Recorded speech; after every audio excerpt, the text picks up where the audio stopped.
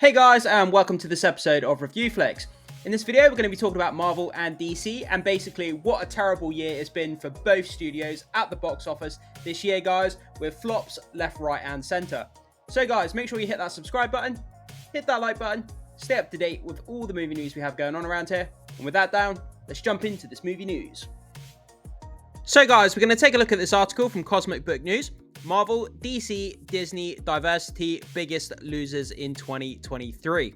So the Hollywood Reporter gives us a rundown on who had the best and worst year. Yeah guys, like I said in the intro, this year has been absolutely just awful for comic book movies across Marvel and DC, guys. We've had some of the biggest flops we've ever seen in the comic book genre. You know, we've had The Flash, we've had Shazam, we've had Blue Beetle. We've had, the Marvels that just came out recently that made, next to no money. And guys, it's just been absolutely awful for the superhero, genre when it comes to the box office. Whether people are getting superhero fatigue and people are just kind of fed up of superhero movies in general, or whether it's just kind of lazy writing on the part of the studios, when it comes to their movies now. Either way, guys, superhero genre is in major decline at the moment. Obviously, DC is being rebooted soon with James Gunn at the helm, making, DC being rebooted with Superman Legacy, And, Marvel is just kind of at panic stations, rewriting pretty much all of their material on their streaming service, Disney+, and, retooling some of their movies like Blade as well, guys. So, it's just not looking good for the superhero genre in general. But let's keep reading, guys, and see what this article has to say. So, Marvel and DC are voted amongst the biggest losers in Hollywood in 2023, which also includes Disney, Diversity, Ezra Miller, Jonathan Majors, and more. I suppose that movie Wish that just came out from Disney as well, guys, that animated movie, that kind of flopped on its face. Nobody cared about that movie either. So, the Hollywood Reporter published its annual list of the biggest Hollywood winners and losers in 2023, from Margot Robbie to Marvel. So, a brutally honest rundown of who had the best and worst year in entertainment, states the site. So guys, this is going to be super interesting, kind of just laying it out, who had the best time at the box office, who had the worst time, and just kind of the overall kind of atmosphere of the year that we've had when it comes to movies. So let's take, oh my god, this image is awful. What were they thinking with this design? It just looks so bad. I could have done a better job than this. I mean, it looks like someone's put someone's face and just kind of stretched it, and the aspect ratio on this guy's face, it just doesn't look right. It looks so bizarre and weird. When I saw Ant-Man and Quantumania with this guy in it, I forgot his name, Modock, is it? It just looked awful. Like, what were they thinking? But yeah, anyway, guys. So why are Marvel and DC losers? That's a very good question, guys. Like I said, superhero fatigue, lazy writing fatigue, generic movies. There's plenty of different factors that could go into it, guys. So regarding Marvel and DC, it's no surprise to learn that both companies are losers this year. Both have had major bombs at the box office, and fans haven't been happy with Marvel and DC for quite a while. Yeah, it's just not looking good, guys, at all. But like I say, DC is being rebooted soon, so I'm really hopeful that James Gunn can turn around the DC ship. Superman Legacy is the first live-action project out of the gate. Creature Commandos is before that, but it's an animated project, guys. So Superman Legacy, whether it does well critically or not, I still don't think it's going to make much money at the box office because of the track record when it comes to DC. They've got a lot of, they've got a long road ahead of them to build back the trust with the fan base of DC. So it's going to take several movies into the DC reboot in order to see those fans come back to DC projects. But Marvel is like sailing on a ship in the ocean, and they've got holes all over the ship. They're sinking real fast, and they can't find any duct tape. And, they can't patch up the holes. So, they're scrambling around the ship, looking for the duct tape, trying to fix the holes. And, whether they can do that and keep the ship sailing, only time will tell, guys. But it's a shame that Marvel has fallen such a long way from where it came. During the earlier phases of the MCU, it was an absolute box office juggernaut. Nobody could even touch Marvel. But now, it's in the pooper. And, it goes to generic, bland writing, I believe. So, bombs from Marvel include Thor, Love and Thunder. Yeah, people thought that it went too far into the silly. So, like Thor Ragnarok, it kind of had a balance of kind of serious tone and a bit silly as well, humorous. But Thor, Love and Thunder went way too far into the silly territory. People just got fed up with that kind of childish humor. Ant-Man the Wasp from Quantumania, that was kind of okay. It was like a messy CGI fest. The fight scene at the end between, Ant-Man and Kang, was kind of a bit lackluster, and Kang wasn't really a good villain, to be honest. And especially the Marvels. Again, guys, what can you say? Nobody went to see it. Nobody gave a crap about it. I saw it myself. I thought it was okay. If that movie had come out in the early 2000s, then I could see it being a popular movie. You know, when the superhero genre wasn't as big as what it is now. If it came out in the early 2000s, it probably would have been, you know, probably a good success and a good hit. But after all the movies that we've seen, the highs from the MCU, it's just generic, bland. We've seen the same similar movies done much better. You know, Guardians of the Galaxy was a similar space opera movie, and it was just done. It's just been done better. The villain was lackluster. The characters were boring. Nobody cared, and yeah, it's just made no money. And it shows that the audience just don't care about Marvel that much anymore. So the worst performing MCU superhero movie of all time. Yeah, absolutely. Disney has now ended its theatrical run after only 3 weeks. Yeah, because it's made no money. What's the point in having, you know, if you're a theater owner, are you really going to want to have the Marvels taking up your screens when nobody's watching it? That's money that you're losing. So, yeah, nobody's going to want to have that playing at their theater. So, likewise with DC, bombs include Shazam, Fury of the Gods, which is what we said, guys. The Flash, Blue Beetle. Blue Beetle was quite a charming little film. I didn't think it was amazing. Again, a bit generic. Shazam, Fury of the Gods. It was okay. The third act was actually quite good. The rest of the movie, again, a bit generic, a bit kind of childish with all the kids running around in it. The Flash, you know, CGI mess, looked awful. The baby scene where the babies are falling out of the hospital and he's rescuing them, man, it was one of the worst CGI scenes that I've seen in a movie, period. Also, it's not looking good for Aquaman and the Lost Kingdom. Although the first Aquaman made over $1 billion, so even if this makes half of what that did, it's still going to make $500 million. But can it make $500 million, given the track record of DC recently? The last 7 to 8 films haven't even breached $400 million. So whether it can get there, I'm looking forward to it though, guys. I think it looks like a really fun undersea kind of, you know, adventure movie, and I like those kind of movies. So the last of the DCEU movies, James Gunn is now rebooting DC, starting with Superman Legacy. Actually, it starts with Creature Commandos. Guys, people keep forgetting about this. Creature Commandos is the first DCU property out of the gate. It's not the first live action. It's the first animated. It's the first project, but it's animated. That's what I'm trying to say. It's like this, offers The Hollywood Reporter. So they say Marvel has been going to the same creative well for years, putting out increasingly convoluted stories amid weakening special effects and amid an increasing number of releases. Yeah, guys, just to go on a side note, you know, a lot of people have been complaining about Marvel recently because it's got so convoluted. This happened in the comics as well. It got so convoluted. There's so many characters coming in from different places, different time periods, multiverses all over the place. And it feels like you have to have seen like 3 or 4 different movies, two Disney Plus series. And like you have to do all this homework before you watch a Marvel film now, because you're just like, well, who's this character? You know, when is this time period? You know, where did this person come from? How does that work? And people just feel that it's a bit exhausting. I mean, you know, the Marvels, we had what's her name? Monica Rambeau. And we have Miss Marvel. Neither of them had been in any MCU films before. They were on Disney Plus. So if you hadn't watched Disney Plus shows, these 2 characters who appeared in the Captain Marvel movie, nobody knew who they were. They just came out of nowhere. And it's like you had to have seen the Disney Plus series of WandaVision and Miss Marvel to even know who these characters are. So it feels like you have to do homework before you even watch a Marvel film these days. You know, it's kind of crazy. In the earlier phases of the MCU, you could just watch a movie and, you know, that was it. Any movie was a good jumping on point in the earlier phases for a new fan. And you would miss some of the nuances if you hadn't seen previous films. But, like, you know, you could go into a Marvel film not knowing anything and you could still watch it and enjoy it without having to do all this homework. So, yeah, that's kind of where it is, guys. So it's like this. Oh no, we've already read that bit. Putting out increasingly convoluted stories like they do in the comics, amid weakening special effects, amid increasing number of releases in both theaters and TV, and you were expected to watch all of it just to understand what the heck is going on, which is what I was just saying, guys. And the studios seem to think audiences would just keep showing up in droves despite all of this.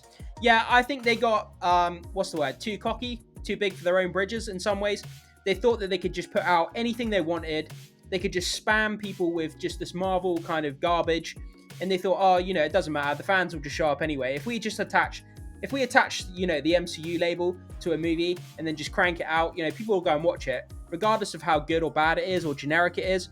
And the fans have caught on. They're not going to put up with it anymore. So if you release any more trailers about, for Marvel projects in the future, and they look generic and bland and boring, nobody is going to watch it. And Marvel is just going to burn itself to the ground, which is unfortunate, like I say, because it used to be a juggernaut and it used to be really good. So what about Ezra Miller and Jonathan Majors? Yeah, it seems like DC and Marvel had the same kind of issue. Obviously Ezra Miller, he was accused of breaking into people's homes and potentially kidnapping a young child or something, like really crazy stuff. And then Jonathan Majors, he was accused of allegations of assault with some woman in a bar. And obviously his court case is actually going on now. His trial is happening. So what the results of that are going to be, we'll have to wait and see, guys, whether Disney will keep him or fire him and replace him. That's all kind of up in the air. So Ezra Miller starred in The Flash, which I reviewed and said is absolutely atrocious. I think some of it is redeeming. I think Ezra Miller's quite charming as The Flash. I hate him as a person, but as The Flash, I think he's quite good. I enjoyed him in Justice League quite a lot. But the Flash movie wasn't that good. Batman and Supergirl, they were the only redeeming features of that movie. It just might be the worst superhero movie of all time, apart from the Marvels. Miller has been in the hot seat with the law and is thought to be done as the Flash. There's absolutely no way a movie executive or company or studio would be dumb enough to hire back Ezra Miller as the Flash. It's not going to happen. This guy was accused of kidnapping children, breaking into people's homes. There was a video of him choking some woman outside a nightclub in Iceland. There's no way he's going to be hired back for the Flash. It's not going to happen. And if it did, the internet would explode.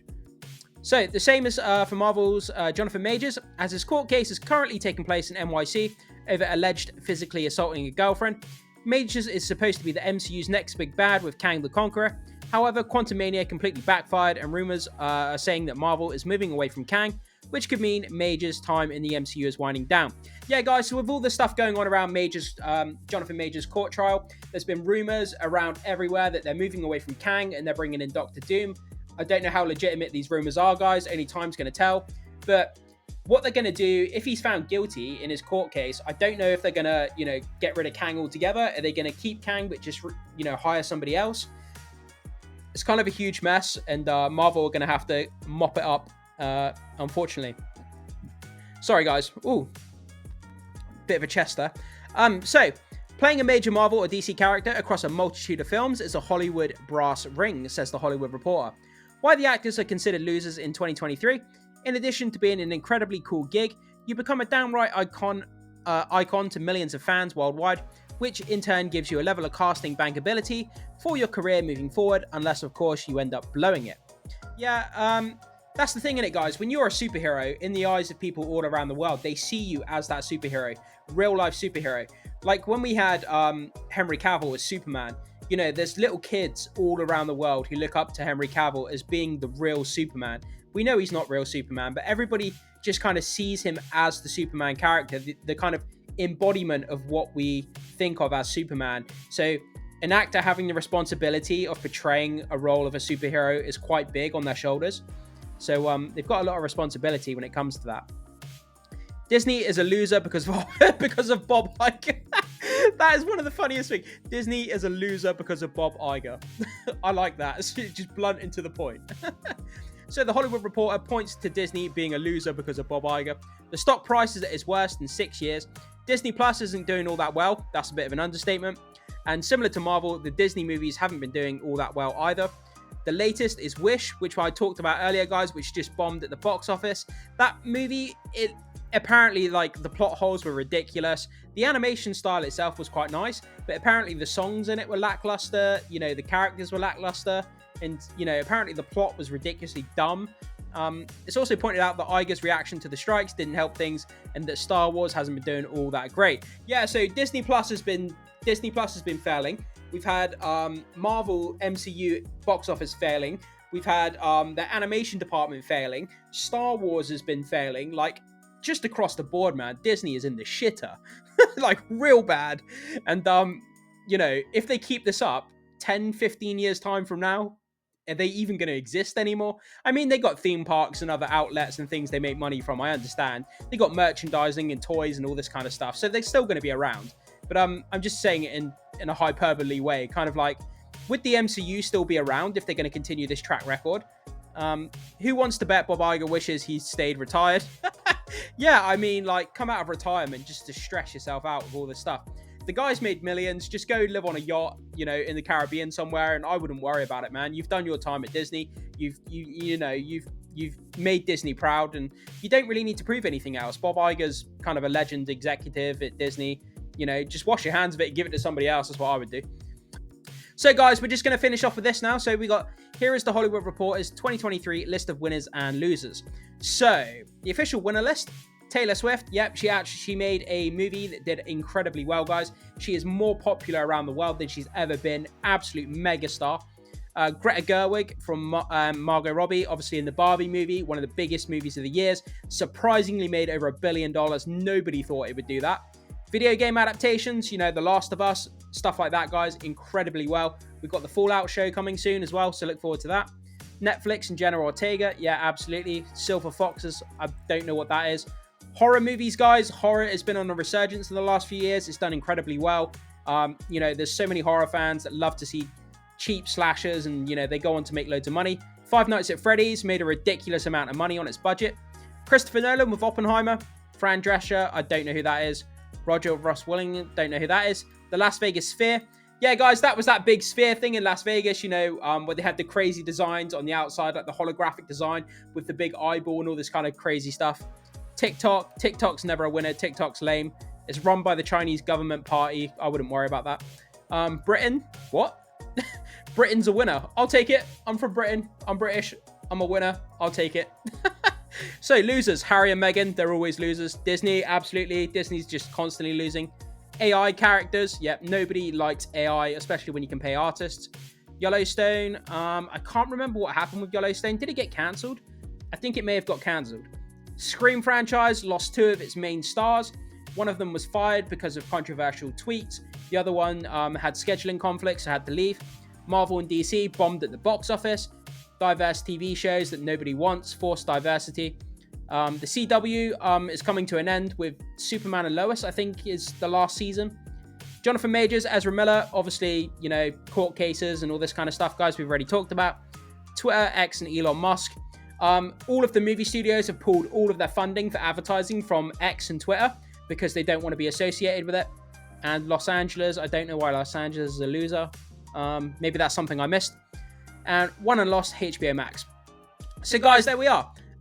Just talking a bit about kind of everything, just rounding up what's going on with the superhero genre with DC and Marvel. And they've both just been bombing and face planting all over the place this year, guys. As I say, whether it's superhero fatigue or whether it's, you know, generic, bland writing of these movies that people are now fed up with, it's hard to tell, guys. There's so many different factors, especially with these actors being caught up in controversy like Ezra Miller and Jonathan Majors, whether that plays into it. Obviously, Amber Heard as well for the upcoming Aquaman. Whether that's going to play into it, people might not go and see Aquaman because they don't want to support Amber Heard. So, guys, yeah, it's just a mess all around. Whether they can turn around Marvel and DC, time will tell. But let's hope they do, because we love superhero movies and we want it to get back on track, guys. But yeah, jump into the comment section. Let me know what you think about this news, guys. I'll be curious to see what you have to say. Thank you so much for watching. I will see you soon.